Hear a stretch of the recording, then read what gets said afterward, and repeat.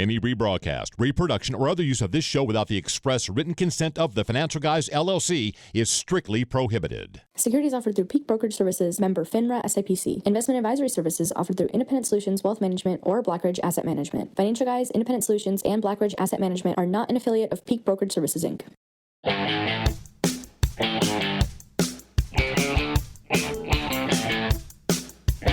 Welcome to TFG Truth, where each and every week we report facts, expose hypocrisy, and espouse common sense. It's just so lacking these days, even around the holiday season. We are today joined by former U.S. Army Staff Sergeant, Medal of Honor winner, radio show host and author, David Bellavia.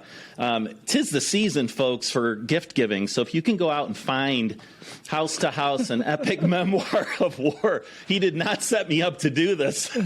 I think on a previous version of this podcast when we had David on, he said, "Oh, it looks like you got the romance novel version, but House to House, a great book." David, welcome to TFG Truth. Thank you, gentlemen, very, very much. I appreciate it. Last time was a lot of fun, and I believe that was where we peaked, so maybe it's all downhill. Was there a huge spike in sales after that podcast? It was just amazing. I got a lot of feedback from the last podcast. Unfortunately, most of those people I have on restraining order. So it's not, can't really do much with that audience. But no, you guys are great, and God bless the finance. Our apologies for that, for all those people that are now new people going after you. So listen, the Biden-Harris presidency, let's start there. We literally asked Rudy Giuliani this exact question. We said, now, for you, 11 months into this presidency, is there even one thing that you can think of that they've done well, that they've done right? Oh, absolutely. They've done, well, first of all, they've guaranteed a Republican majority of the House and the Senate. So look at you. In order to get the Reagan Revolution, in order to get Ronald Reagan, you had to have Jimmy Carter. It's a necessary, we were flirting with socialism in the United States. And it took this long extended speed date goes on to a dinner, and now you're sitting across the table and you're thinking, this is a horrible partner. Right. Now, I don't want to get an apartment with you. I don't want to sign a lease with you. I don't want to see you again. I think it was a wonderful lesson for the American people. I don't think we'll ever get close to being serious about socialism again, and the people that continue on to beat that drum, they're not serious people in the political process. So from that standpoint, I think it's very positive. The second thing is we differentiated in the last 11 months the difference between people that don't trust science and people that don't trust scientists. And this is an important line to make, which is, whether or not you believe 99% of scientists today want to go on record and state that, unless you have an Alex Jones weather machine, what about global warming is connected to tornadic activity? Please, I'll wait. Right. Tell me, what in your research has shown that the sea levels and sea temperatures are affecting tornadoes in the Midwest? Does anyone want to connect those dots? It's not science. It's the scientists that are pushing political agendas. I think this has been a very healthy, unfortunately, our country, our economy, inflation, people's lives, that's all affected, but elections have consequences, and I understand that. But to me, looking at this was like sometimes you have food poisoning and you just gotta purge. And you gotta get it out. And this is a healthy thing to get that bad food out. David, do you think enough voters, though, and I see what you're saying, obviously we're on the same team as you and we think like you do, but do you think enough voters on the left see that there's problems here? That's my only fear, that you have a lot of the left or the we'll call it middle left that just don't go and vote for the Republican because they're Trump people, or, they have ties to Trump, or those people are nuts over there. That's my only fear with winning everything back down the road and the presidency in 3 years. Now, don't get me wrong. Donald Trump definitely adds an issue in 2024 because the polarizing, it's like the narrative has already been put out. The die has already been set. This is the model that Donald Trump represents, and people loathe and hate him on that side. And it's going to be very difficult to convince suburban moms in for example, in Virginia. In Virginia, suburban mothers are not going to have the ability to look at Youngkin, which they did in November, the same way they're going to look at Donald Trump. I acknowledge all of that. But I exclusively watch liberal media. I exclusively interact with people that are progressive on the different side ideologically that I'm on, just because I get more information from that side. I want to know what the other side is doing. I'm genuinely curious as to why people think that way.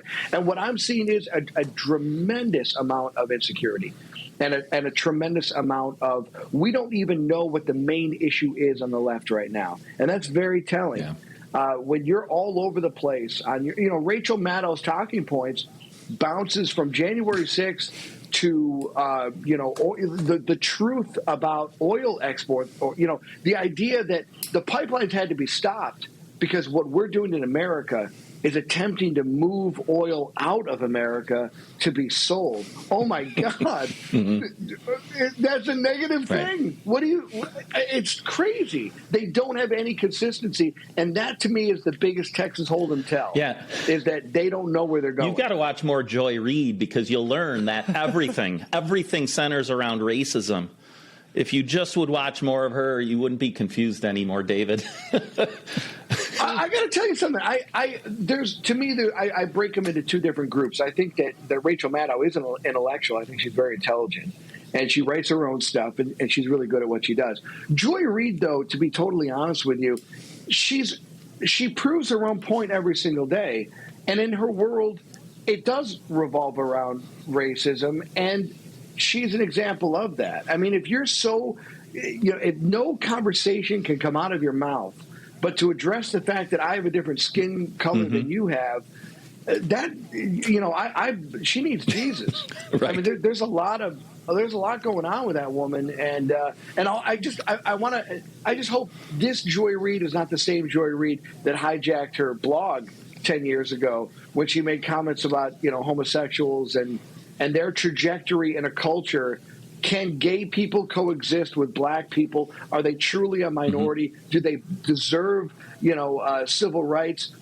A young Joy Reid had some very interesting things to say about other people, and now she's on MSNBC, and it's a little bit different. Before we go to Kamala quick, because we just can't stop talking about Joy Reid every week, it feels like. But I think what's so hard for me with her is she's actually doing the worst disservice to African-American individuals that you could do by playing that card every day and truly causing friction every day on her show. I mean, like Mike said, it's hard to watch at times because, hey, the sky's blue. No, it's not. That's racist. Like anything you say, no matter what it is. And I feel bad for the African-American community because you're doing a disservice to them every time you open your mouth.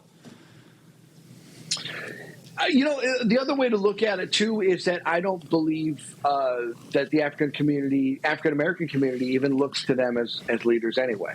I mean, let's be honest. There are people that are, living in our country that are trying to feed their family, put gas in their car, provide for the holidays. Kamala Harris isn't speaking. No one's going to the Kamala Harris Rosetta Stone and deciding, what do I think and how do I feel? The greatest, when you listen to, whether it's the pastors in the South or everyone is claiming this is their role in the community. Yet, how many of these folks actually spend time in the community? Kamala Harris, honestly, I don't know what her track record is of working in the inner city, but the last time she had any responsibility to control the lives of people in the city, she was arresting them in cattle cars because of marijuana possession. Right. I mean, this is not someone that has street credit. So, again, it's like, when I listen to their publicists, they obviously believe they're much more important than they actually are in reality. They're really big, though, on erasing history, aren't they? So a lot of this we should not be talking about. That was the old Joy. That was the old Kamala. The new. It's about the new, David, right? It's about the new Joy Reid and the new Kamala Harris and what she could do in the future. The reincarnated Joy. Yeah, exactly. Yeah, put that all to rest, right? We joked a little bit. I mean, to your point about just such a mixed message, confusion in the White House. When you watch President Biden, I mean, it's incoherent at times. I mean, he's saying, watch out, Republicans, we're going to get you in that next election. And then he's saying, oh, no, but this is about unity, right? I mean, he just can't keep one single topic in mind as he speaks for even 30 seconds. Kamala, you said she was showing everyone how to charge her electric I'm sure you saw this video, David, because you see everything. But, I mean, I was dumbfounded watching it, just holding the cord like she needs to stand there like it's a gas pump. I mean, you can't make it up. To Joe's credit, he probably is honestly now mentally just deteriorating, and it's not funny. It's not something to joke about, but that's his excuse.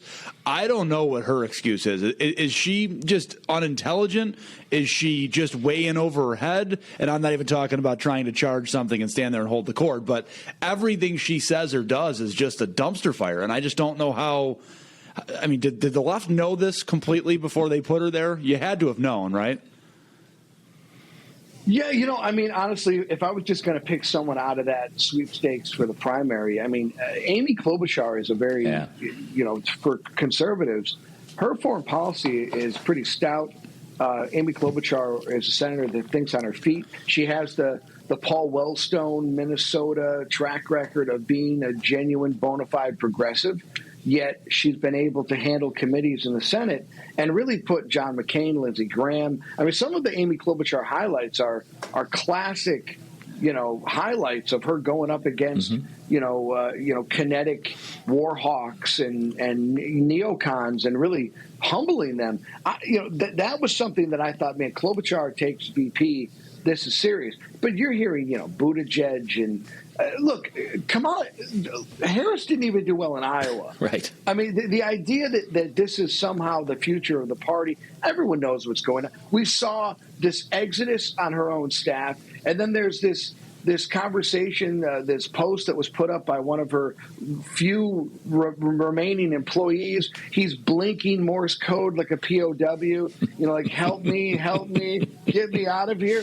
It's reminiscent of the show Veep, is what it really is. It's like we're living in this satire world where, again, they will tell you what Kamala, her importance, what she's doing. The reality is that behind the scenes, all you got to do is follow the money and where the fundraising is going. Yeah. And there is a full court press going on right now to make a decision about what to do in 2024. And let me tell you, the Gavin Newsom recall really screwed over the Democratic Party going into this midterm. A lot of people started writing the checks they were going to hold in 2022, and they went to defend a governor in California that, a progressive icon that shouldn't have been defended. Mm-hmm. So a lot of these people they relied on in the past have already written their checks, already written their money. And guess what? Billionaires are now going through inflation, too. Right. Billionaires now have businesses they have to take care of. So this never-ending spigot or this George Soros is funding everything, those days are over. You're going to have to get $25, $30 donations from average Americans. And right now, those average Americans are taking $25 and they're putting it in their pump and they're only getting 2 gallons. Mm-hmm. And that's a major problem for this party. It's a major problem for this ideology. Real quick, before we go to January 6th, 2 questions. One, do you believe there is a rift between, you see some of these videos of Kamala and Biden not speaking with each other, even looking at each other. One, do you think there's a rift? And 2, who do you think gets out of that party in 2024? Do you have any clue right now, or is that too far off? Anything can happen. I mean, this could be a moment where who knows, honestly. And when you look at, to be fair to Joe Biden, President of the United States, I mean, you look back at him in the 90s, he's pretty incoherent then. Yeah. I mean, this is a track record of him really not making a lot of sense. But the riff and all that other stuff, to me, it's just window dressing. The real problem is at the soul of the Democratic Party. What do they want to be? Can you defund the police, support Black Lives Matters, Marxist ideology, and, oh, by the way, fundraise in these very cities that have young people in body bags? It's almost impossible. It doesn't make sense. And the mandates and the critical race theory is just the worst Sunday you could serve. They're in a lot of trouble. Not only in the midterm, they're in trouble going forward. Kamala Harris holding that electric charger cord, by the way, it reminded me of her sitting with those students, it was so genuine, the space thing. And then going back even further was Elizabeth Warren saying, I think I'm going to have a beer. I think I'll have a beer. Honey, would you like a beer? I'll tell you what, though. That's what it was so funny. Elizabeth so Warren, she's a thinker, though, Elizabeth Warren. Yeah, the brains are more intimidating than their window dressing. Right, but I'll tell you, I love watching it. It's a great show. Must see TV every press conference. Hey, if you're watching a lot of the liberal news, you're hearing a lot about January 6th and the insurrection, right, in the Capitol and so forth. Mike and I were talking about this earlier and saying, my goodness, they make it sound like this whole building was burned down, that people were hanging from the rafters and heads were on poles. And people were held hostage. Really. Yep. And honestly, they never talk about the one person who actually was killed, right, and shot. I mean, they seem to not. So what are your thoughts on that? Is this just the typical, let's continue this narrative to keep your eyes over here and not look at, like you said, the inflation, the lack of people in the workforce, all the other things that really are truly the crisis? Look, I don't want to cheapen what happened on January 6th at all. Glenn Wiggle in that Viking outfit that day, I think we all remember that. But listen, honestly, there's a lot of people that look at that and they want to say, apples and oranges. What do you want to compare? Look, it was a horrible day, and I don't want to see any protest bleed out into our institutions and destruction and insecurity. But where we're at right now with this bulwark movement of, I got sucked into the Bill Kristol neocon movement when I came home from the war. I got moved into all these guys, and their stories are always, well, in the 60s, I was a liberal. I was a protester. But then I found Jesus, and I became a conservative, and I was a Reagan Republican. You were never a conservative. Right. And you were never a Reagan Republican. These are, the Manchurian candidate of progressives that just kind of show up. But we're reading private text messages out loud to the public. And all I want to tell you is, if this is the precedent, you're going to lose power. You're going to be in the minority eventually, and this is a precedent that will bite you in the butt. Everyone told you when you nominated your Supreme Court justice, this is what's going to happen if you want to try to strong-arm these things, if you want to stack the court, if you want to do things in recess, it's all going to come back. And as long as you've got people like Mitch McConnell who are parliamentary wizards, you don't want to fight this fight. You really don't. So I think that the fact that we're focused on January 6th and we have Kinzinger, and Kinzinger obviously emotionally unstable. He's crying every 5 minutes. It's like Tammy Faye and Jim Baker. Their makeup is running. Liz Cheney is evidently the Cheney family trust must be pretty secure because there's nothing going on outside of the family trust for Liz.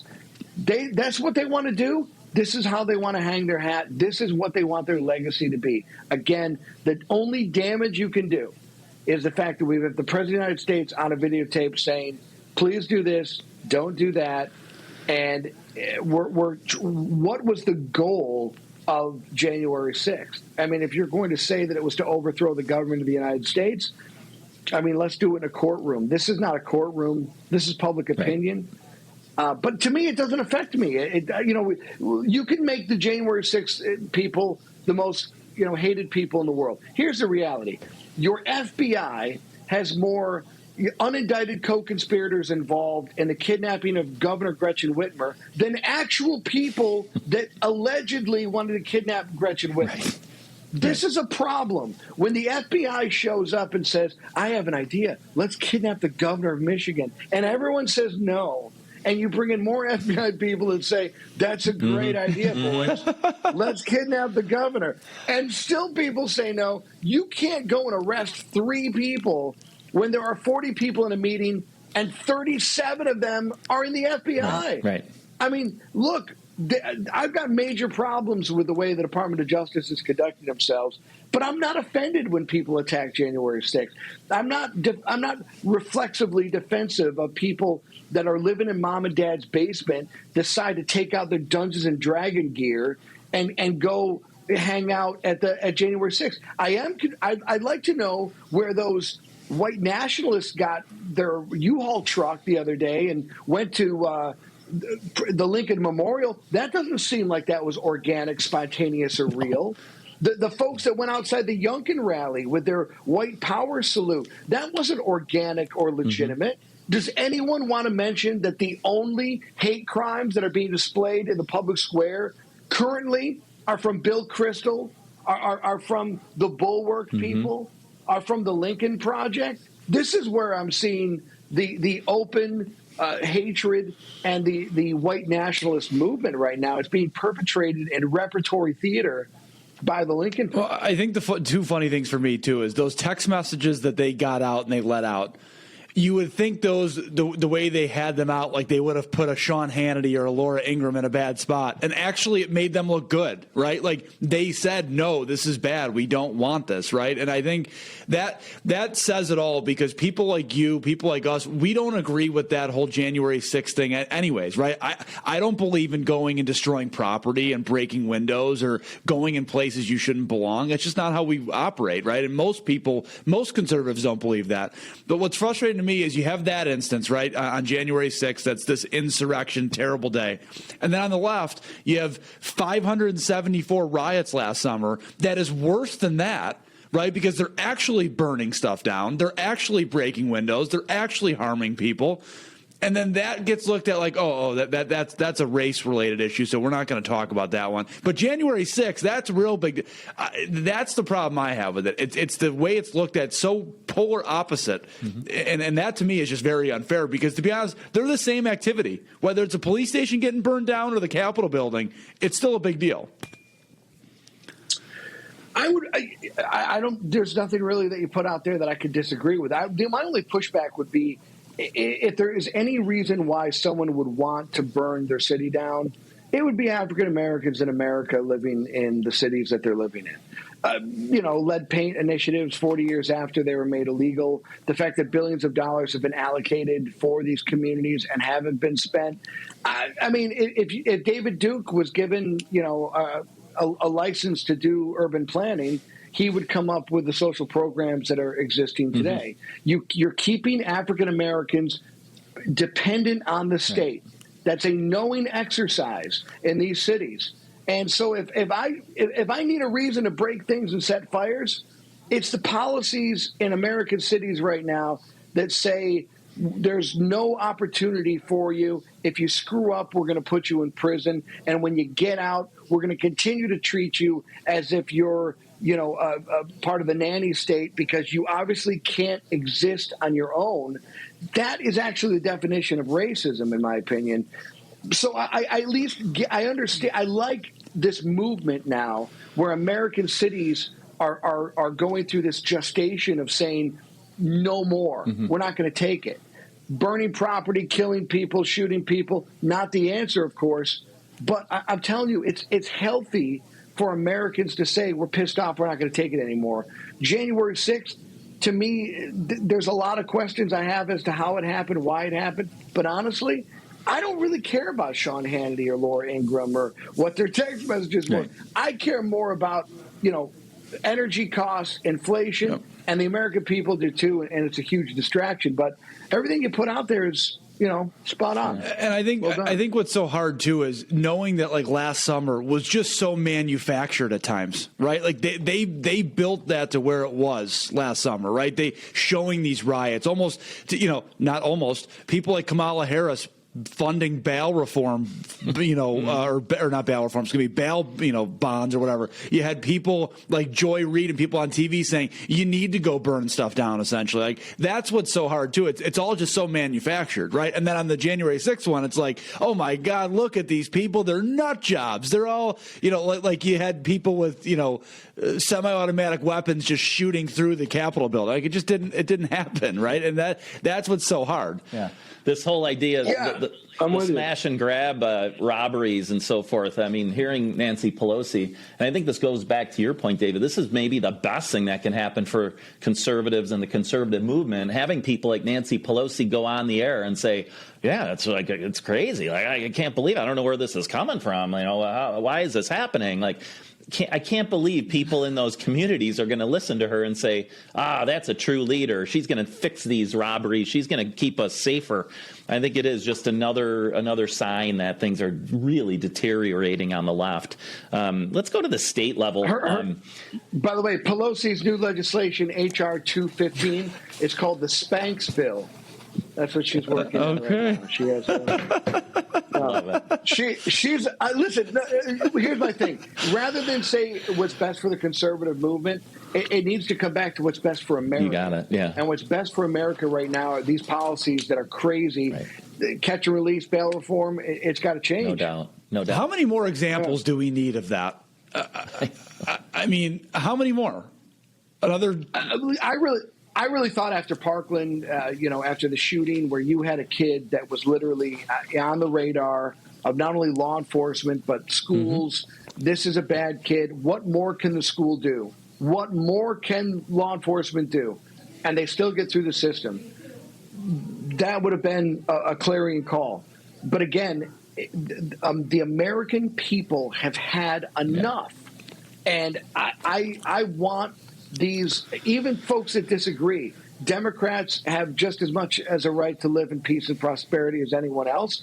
And if we can get out of the mindset of the divisive conservatives, liberals, and just focus on what this really is, this is anti-American ideology. Yeah. It's anti-freedom. It's anti-self, determination is what it is. Bad people deserve to be punished. Right. And I don't know why we're not doing it. Yeah, and I think I always come back to this theme. Like we see in the media and we hear people talk, and it's always like right versus left. And I would just pose this to you. Do you think we're heading toward the idea that we'll all look through the lens of right versus wrong and just not focus so much on that party and this character and that character? I believe in the country. I really do. I believe in New Yorkers. I believe in Californians. I believe in African Americans and Hispanics. And I believe in our country. I believe in our citizens. And if you allow people to be accountable, listen, everyone's screaming for this. It's not as if you've got a different mindset when you go into a Baptist church in the inner city or you go to the suburbs. You look at Kentucky and you think these people need help. These people lost everything. It's impossible not to show empathy and want to do something for people in need. And I look at American cities and I say, these people need help.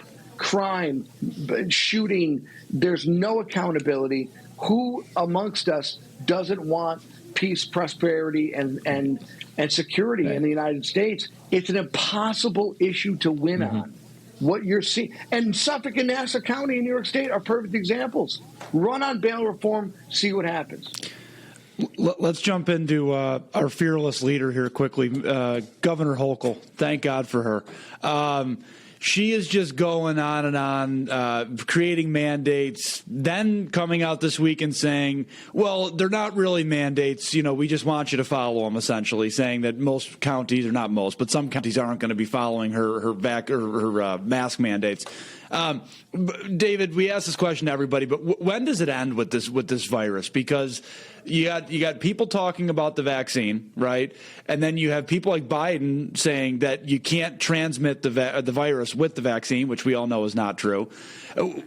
We're just getting so much bad data, bad information, ridiculous mandates. When does this end, not only for New York, but everywhere? Does it ever end, or are we going to live with this for like 100 years?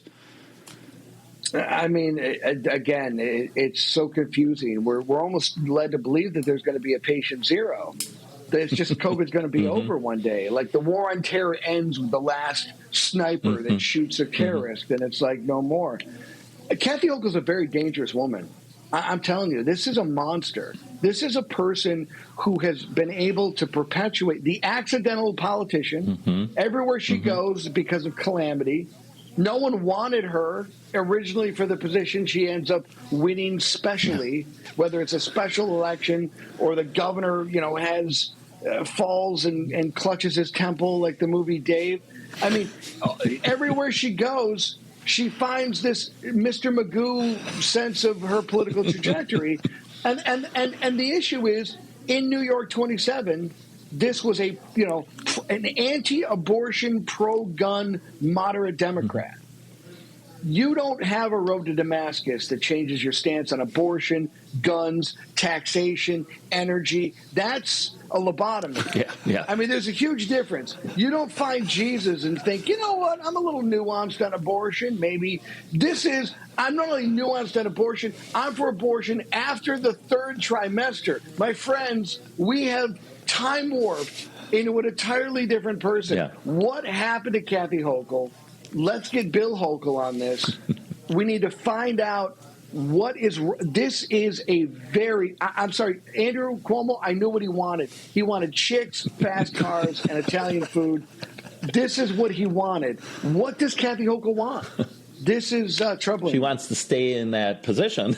She wants to do, literally talk about just whatever however the wind is blowing, right? I mean, she'll just take that nice little breeze and take it as far as it goes. Well, and I think what's scary with these vaccine mandates is, the more statistics that come out, you look at the NFL right now, they've never had a higher amount of players test positive, and 95% of the league is vaccinated. How could that be? Right? Hochul says our numbers in New York State, 93% of adults have at least one dose, 80% of people or whatever are fully vaccinated, and our numbers haven't been worse. How could that be? NHL, Calgary, right? They got massive troubles. In Canada, by the way, Calgary is in Canada. But so why how on earth can that happen? But why don't more people think like this? I have family in the medical field. I have friends that don't think like we do.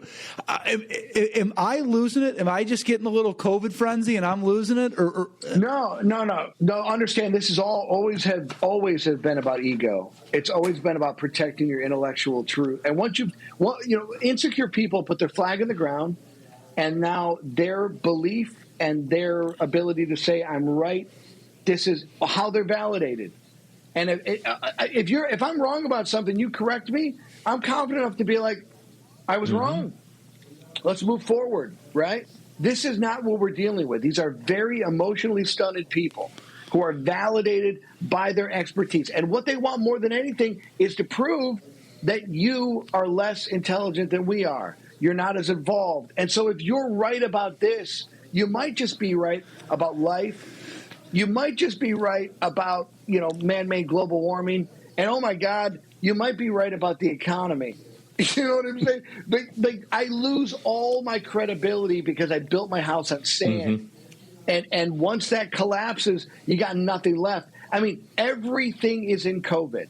Everything. The no excuse mail-in balloting, the ability to everything hinges on this. And if it goes away, oh my God, we're back to actually having to defend our ideas. Well, and that's a really tough thing to do. And they're really talk about being built on sand. I mean, they really hoped that this Omicron variant was going to send us back into the shutdown era, right? And they're finding it's a very contagious variant, but it's underwhelming in terms of its impacts on people. But like you said, they're planting their flag and saying, oh, no, it's about Omicron. And then I don't know what all the rest are going to be. But it should have been, we should have called it Decepticons. That would have been. A cooler variant. Is that actually, yeah. Was it you that said something about the Transformer names and stuff? I feel like I was listening. Yeah, we need to have it. Optimus Primacon. And, yeah. Right. We probably will. So I hope we look back on this podcast and we'll say, remember? Yeah, we called it.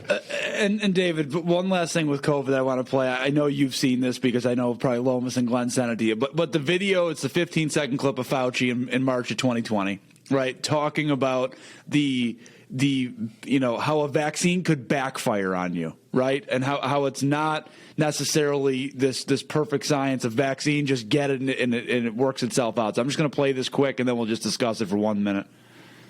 This would not be the first time, if it happened, that a vaccine that looked good in initial safety actually made people worse.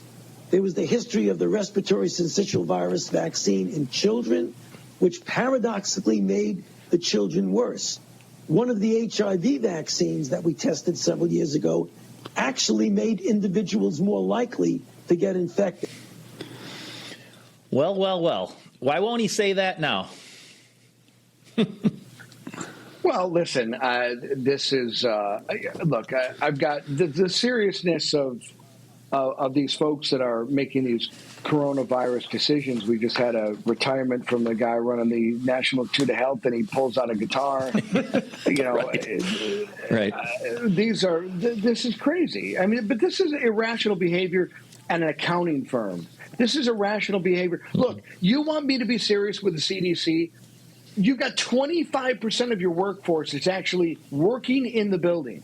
All right. Now, you're supposed to be leading the country on our fight against coronavirus. You got to bring people back. These laboratories, these folks doing testing. How are you doing that at home? The easy bake centrifuge. You're now looking at how we're going to fix all these problems. None of this makes any damn sense. And they know it. And the idea that you can't give us a number on how many people, and I can give you a number of the 18th Airborne Corps vaccination status by unit, by battalion. The DOD has it broken down across the board. Every branch of service, every single department has their numbers, but the CDC, no idea how many people are vaccinated. To me, it's pretty outstanding. It's pretty obnoxious how hypocritical, duplistic this entire thing has been. But most importantly, when they're consistent, they're wrong. So it's this crazy cocktail of you're hypocritical, you contradict yourself, but when you're consistent, you're consistently wrrong. Right. Well, and that's what's so funny about like that video with Fauci, or the beginning with the mask, right? When he pulled the, when he laughed the guy off. Masks just aren't going to work for this type of thing. And then a month later, it's mask is the answer. No matter what it is, I'm sorry. You know if masks are effective or ineffective. It's not like, unless it's like some disease like, that's not coming out of your mouth or nose, right? If it's effective or not. It's not like, the COVID one, that's not going to be effective against that one. But this flu over here will be. I mean, it's just so insane that you could go that far back and forth in such a short period of time. But they do. Yeah. Yeah. They do. We're speechless. One of the guys here in Western New York who's been kind of the tip of the spear on the resistance against COVID, vaccine requirements, mandates on masks and so forth is Robbie De Niro. Robbie De Niro basically was arrested at an Orchard Park School District board meeting. And, I think I heard there was talk that he could go, but he'd have to wear a mask. But then there's also talk that he was not supposed to go no matter what, right? He was basically forbidden to attend. So he and his lawyer showed up. He got arrested. I guess this just goes to the point, David, of, resistance versus compliance. This wave of maybe people standing up at places like school board meetings. Do you think it's gotten traction, or do you think maybe it's going toward, what Mike you'll always say, it just seems like it'll never be over. Do we think we're heading in the right direction with those kinds of displays? I'm not I've never been a protest guy. I don't like them. But my thing is that this is the arena, right? The arena is here. So if the arena is here, this is where they're going to go.